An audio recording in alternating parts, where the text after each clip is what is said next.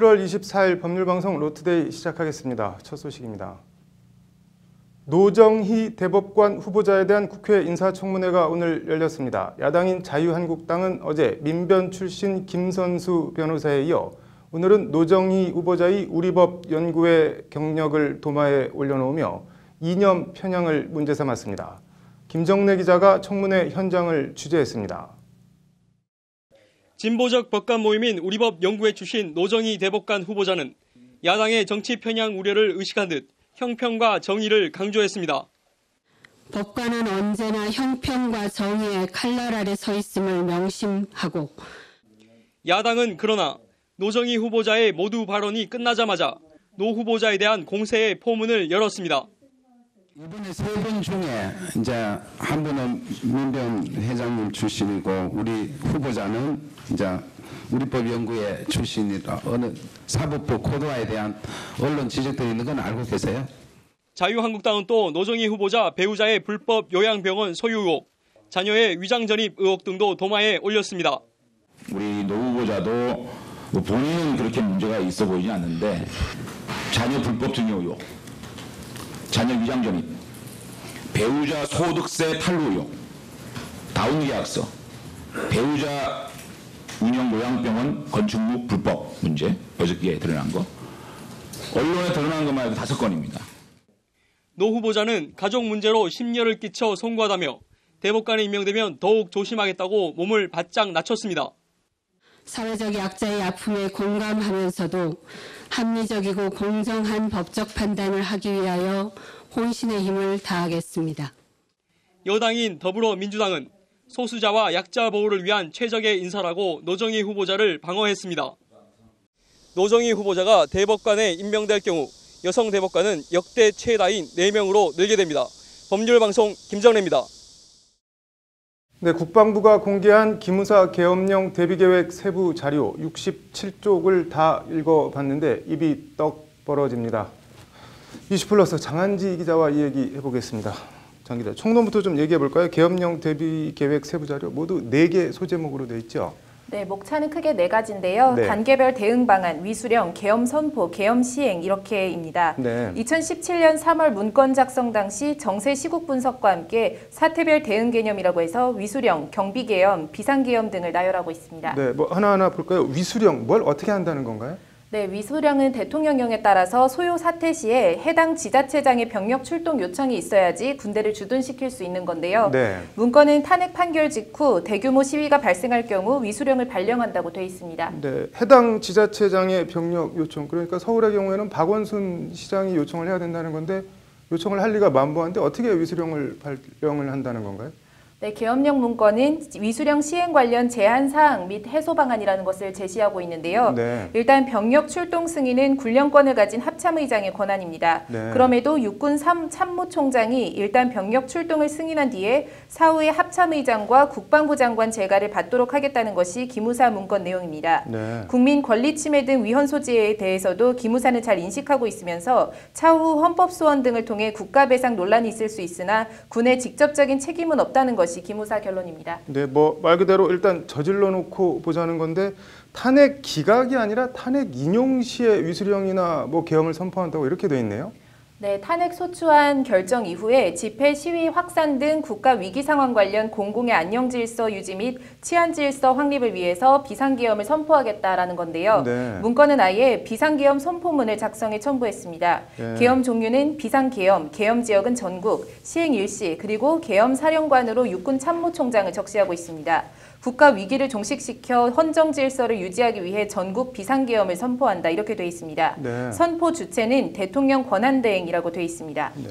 이 정도면은 뭐 단순한 문서 작성 수준이 아니라 실제 계엄 선포 실행 문건, 그러니까 일종의 친위 쿠데타 모의 같은 거로 봐야 되는 거 아닌가요? 네, 그런 정황들이 농후한데요. 네. 앞서 말씀드렸듯 비상계엄 선포문만 첨부한 게 아니라 계엄 사령관명의 비상계엄 선포에 따른 대국민 담화문까지 작성해 첨부해뒀습니다. 네. 국민 여러분께서는 우리 군을 믿으시고 계엄 사령부의 통제에 따라 적극 따라주길 바란다. 뭐 이런 내용들입니다. 네, 뭐 어디서 많이 듣던 말이네요.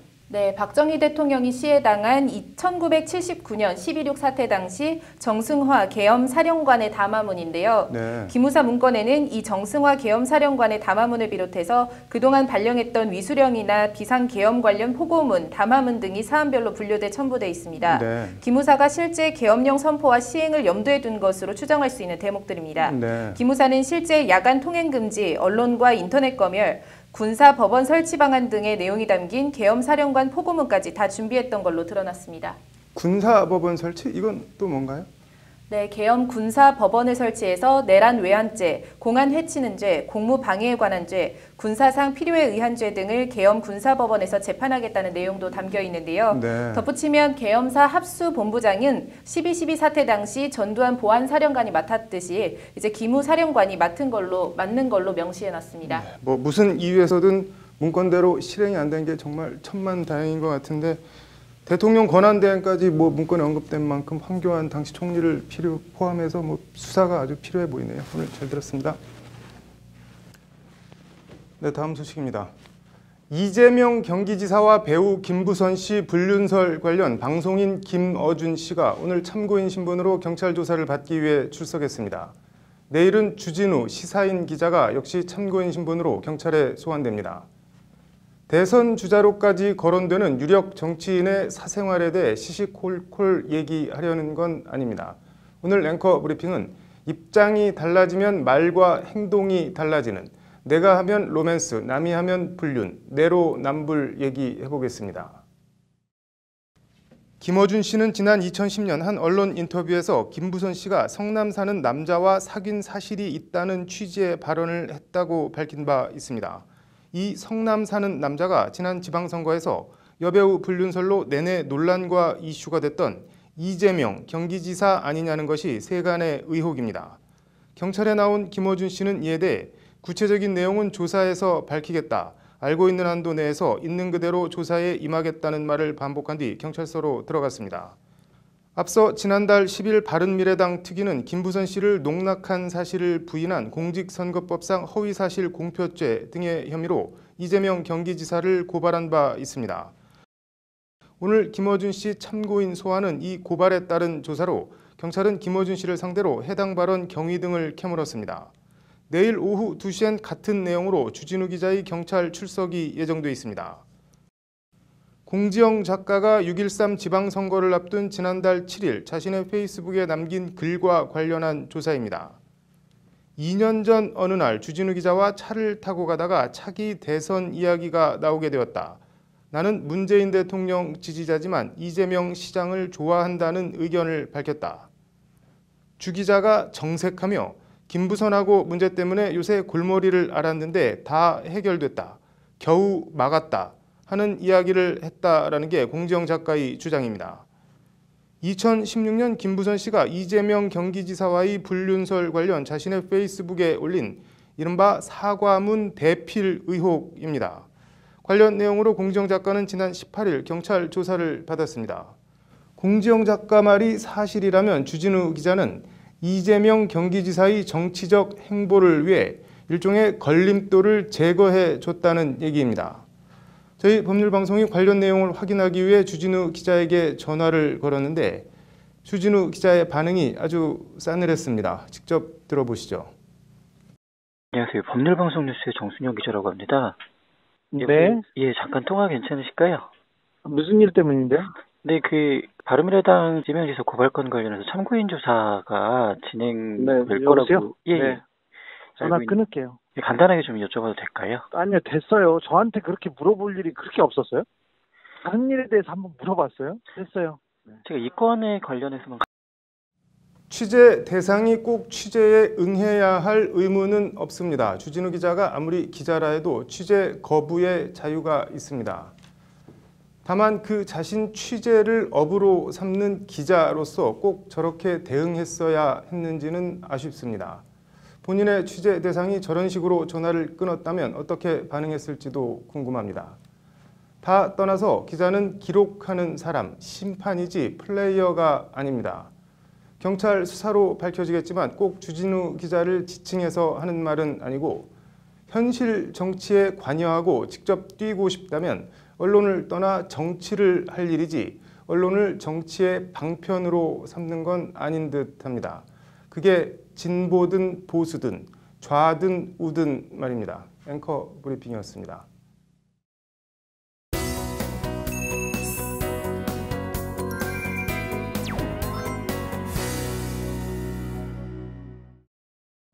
(1850년) 간행된 미국 작가 나다니엘 호손의 주홍글씨라는 소설이 있습니다. 간통을 소재로 17세기 미국 청교도 사회의 음울한 분위기와 비극을 다룬 얘기로 이 소설에서 비롯돼 주홍글씨 하면 과오나 잘못에 평생 따라다니는 낙인 같은 의미로 확장돼 쓰이고 있는데요.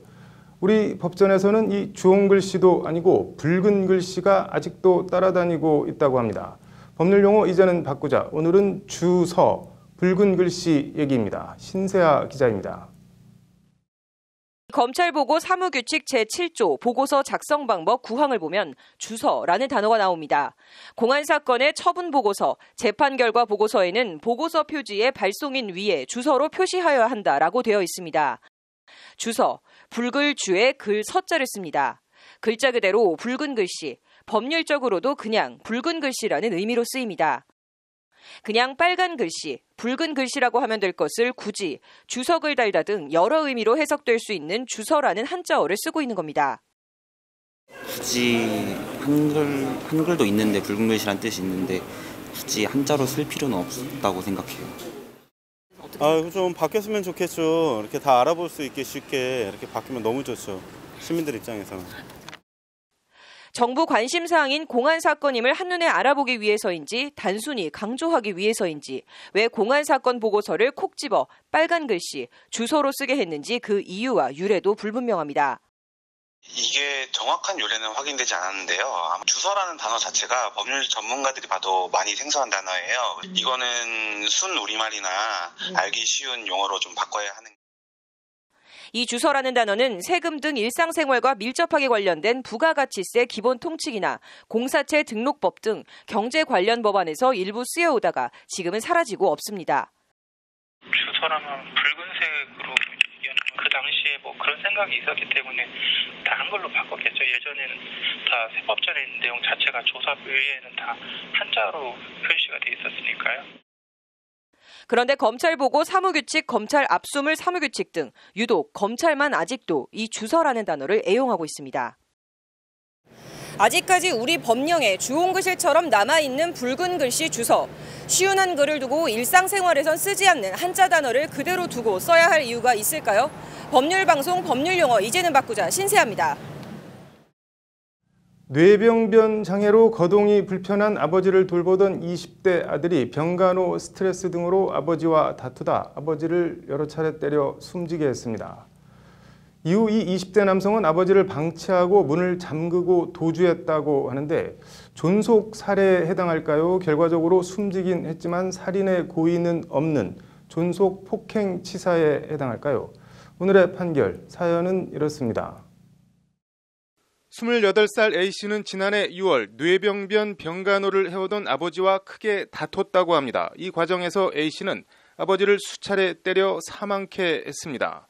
장기간 투병으로 뼈가 약해진 아버지는 갈비뼈 다발성 골절 등으로 사망했다고 합니다. 이후 A씨는 움직일 수 없는 상태에 빠진 아버지를 그냥 거실 바닥에 눕힌 채 아버지 휴대전화를 챙겨 문을 잠그고 도주했다고 합니다.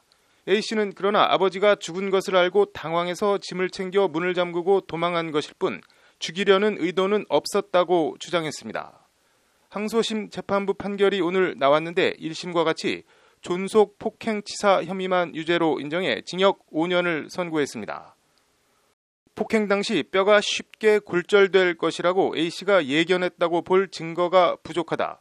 A씨가 살인의 고의를 가졌다는 게 합리적 의심의 여지가 없이 증명되지 않았다는 게 재판부 판단입니다. 확실한 증거가 없다면 피고인이 유죄라는 의심이 들어도 피고인의 이익으로 판단해야 한다는 형소법의 대원칙에 따른 판결입니다.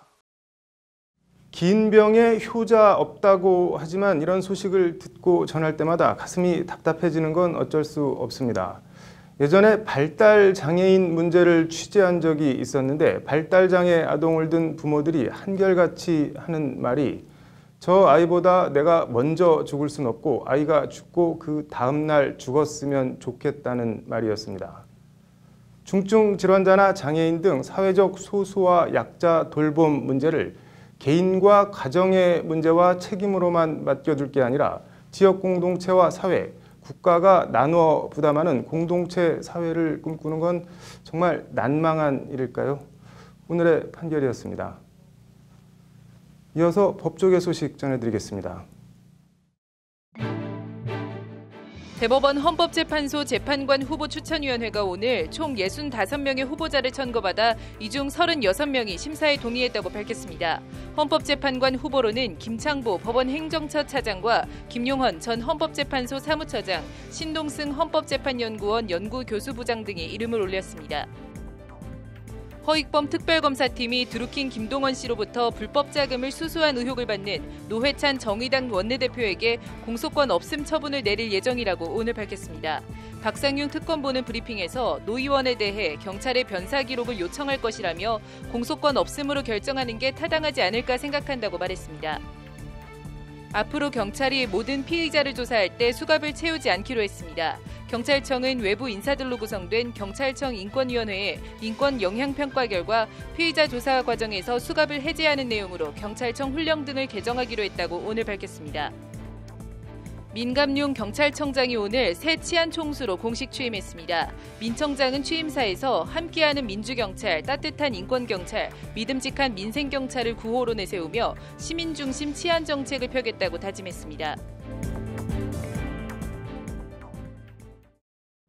7월 24일 법률방송 로투데이 마치겠습니다. 시청해주셔서 감사합니다.